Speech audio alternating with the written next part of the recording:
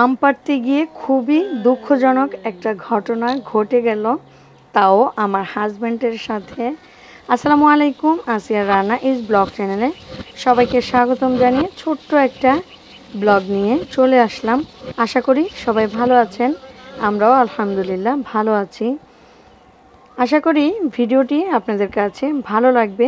আজকের ব্লগটায় শুধুই আম পাড়ার ভিডিও। তো একটা গাছের আমগুলো পেড়ে ফেলেছি, ওই আমগুলো ফেটে তারপর পড়ে যায় এবং পোকায় নষ্ট করে ফেলছে। তাই ভাবলাম আমগুলো যেহেতু আটি হয়ে গেছে, তাই আমগুলো পেড়েই ফেলি, সেটাই ভালো। তো চলুন পুরো ভিডিওটা দেখা যাক। এই তো এই গাছের আমগুলো আজকে সবগুলো আম পেড়ে ফেলবো। এখানে আমি ভোল নিয়ে হাজির, আর এইদিকে নিচের যে আমগুলো ওইগুলো আমার মেয়ে পাড়ছিল, আর ওইদিকে আমিও পাড়ছিলাম, কারণ আমারও তো শখ বলে একটা কথা আছে। তারপর আমার হাজব্যান্ড গাছে উঠে গেল, গাছে তো নয়, মানে যে কি বলে এগুলো,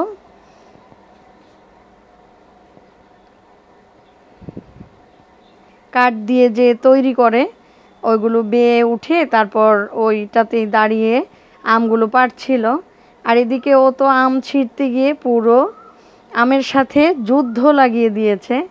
ওইদিকে আমার হাজব্যান্ড আম পেড়ে পেড়ে আমার কাছে দিচ্ছিল, সব কিছু ভালোই যাচ্ছিল। কিন্তু আম পাড়ার শেষের দিকে যে বল্লার যে চাক ছিল উনি দেখেনি, তো ওইখান থেকে বল্লা ছুটে এসে ওনার কপালে সুন্দর করে ঘাই বসিয়ে দিয়েছে। তারপর আর কি, এগুলো নিয়ে অনেকটা সময় পার হয়ে গেছে, তো সন্ধ্যা হয়ে গিয়েছে। এদিকে সবচেয়ে বড় আমটা দেখছিলাম, কয়েকটা আম সব থেকে বড় ছিল, তো ওইগুলোই আমরা দেখছিলাম। তো ঘাই খাওয়ার পরও আবার উঠে আমগুলো পাড়ছিল, আর ওইদিকে ব্যথায় কাতরাচ্ছিল। তে আর কি আমরা হাসাহাসি করছিলাম যে তুমি খেয়াল করলে না কেন। তারপর আবার দুঃখও লেগেছে, শুধু যে হেসেছি তা না।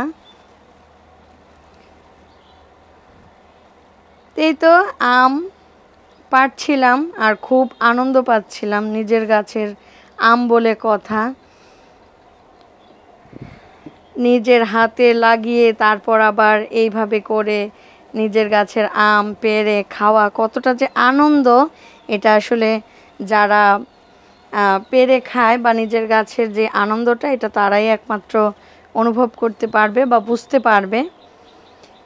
এই তো তারপর আর সবগুলো আম পাড়ার শেষে সন্ধে হয়ে গেছে, তারপরও আমি বাইরে বসে আমের যেই বোটাগুলো ওগুলো ফেলে দিয়ে তারপর ঘরে নিয়ে এসেছিলাম বোল ভরে, কারণ ওইগুলো না ফেললে খুব সহজে আমগুলো পাকবে না। এজন্য ওইগুলো ফেলে কষগুলো ফেলে দিচ্ছি পাকার উপর রেখে, তারপর আবার ভোলে নিয়ে নিব সবগুলো আম একসাথে।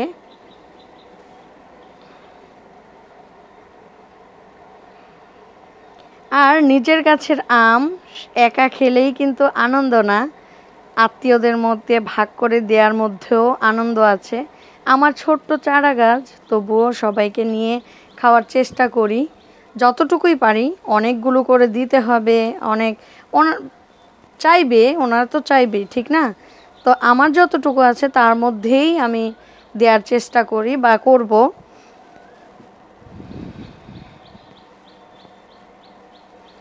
সবগুলো আম আবারও ভোলে উঠিয়ে নিচ্ছি, তারপর ঘরে নিয়ে জাগ দিয়ে দিব যাতে করে তাড়াতাড়ি পেকে যায়, কারণ বাচ্চারা খাওয়ার অপেক্ষা করছে হয়তো। তো আজকের ব্লগটা ভালো লাগলে লাইক কমেন্ট শেয়ার করে দিবেন। আশা করি সবাই অনেক বেশি ভালো থাকবেন। আল্লাহ হাফেজ।